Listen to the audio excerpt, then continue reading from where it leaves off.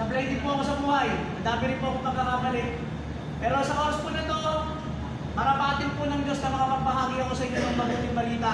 Hindi ko po ito salita. Salita po ito ng Diyos. At ito po yung pangako.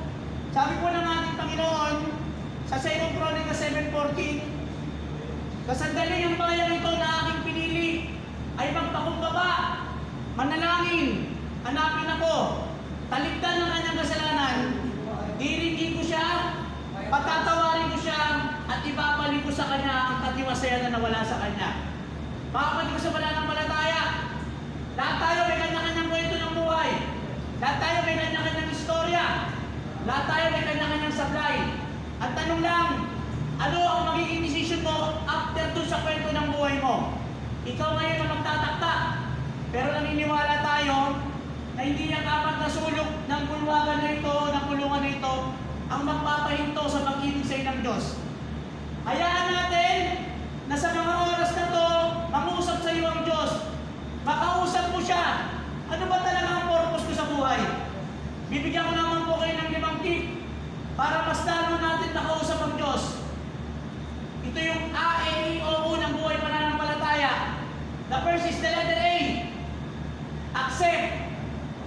Hanggang hindi natin natatanggap yung mga pagkakamali natin sa buhay, hanggang hindi natin natatanggap yung katotohanan, hindi tayo makakausal. Sa pangalawa, bakit? Always deny, deny. At lagi kang nagdi-deny, makakaramdam ka ng galit, tampo, buwisit, pag-iiganti. Pero iutang mo ng prayer mo, Lord, turuan mo ako, bigyan mo ako ng puso na kayang tanggapin yung aking mga pagkakamali, yung aking mga pagkukulang. The first is to accept. The second, ano yung pangalawa? E. Evaluate. Kailangan hindi ka lang tumanggap. Kung hindi ba pag-aralan mo, ano bang mali? Ano bang pagkukulang? Ako ba talagang mali?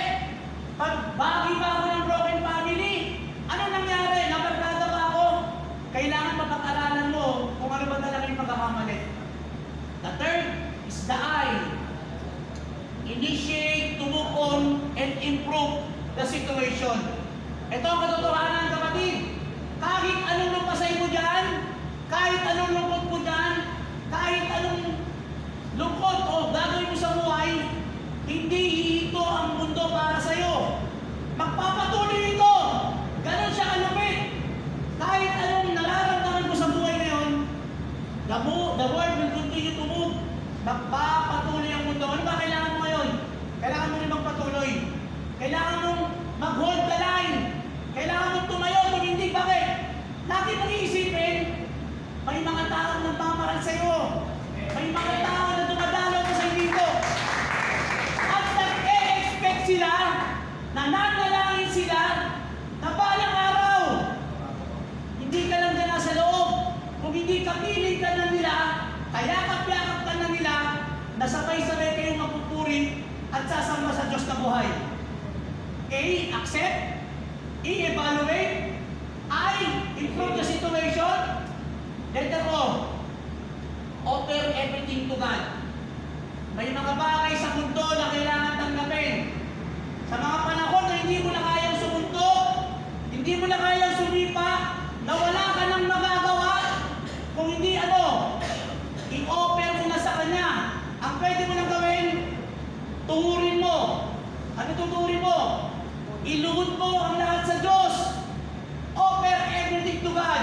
At makikita mo, hindi nagtutulong ang Diyos sa sandaling ang bayang ito na kanyang pinili ay magpakumbaba, manalangin, hanapin ako, talikdan ng kanyang kasalanan, diringin ka na, patatawarin ka na, at ibabalik sa iyo ang katiwasayan na nawala sa iyo. Accept, evaluate, improve, offer, and what's the last? The letter U. Use it to become a better person. Use it to become a blessing to others. Kapatid ko sa pananampalataya, isa lang ang gagawin mo. Hayaan mo na ang kwento mo ngayon maging kwento ng pagpapala pagdating ng time. Huwag kang pumayag, yung sumpa na inabot mo ngayon, maging sumpa ng next generation mo. mo. Darating ang araw, paglabas mo dyan, babalik ka sa mga selda. Para ano? Para ikwento yung buhay mo. Hindi para i-down. Kung hindi ipakita kung gaano kabait sa iyo ang Diyos, kung paano ang pinatawad, kung paano ang gagamitin, at kung paano ang ihahayo sa iba't ibang dako ng mundo.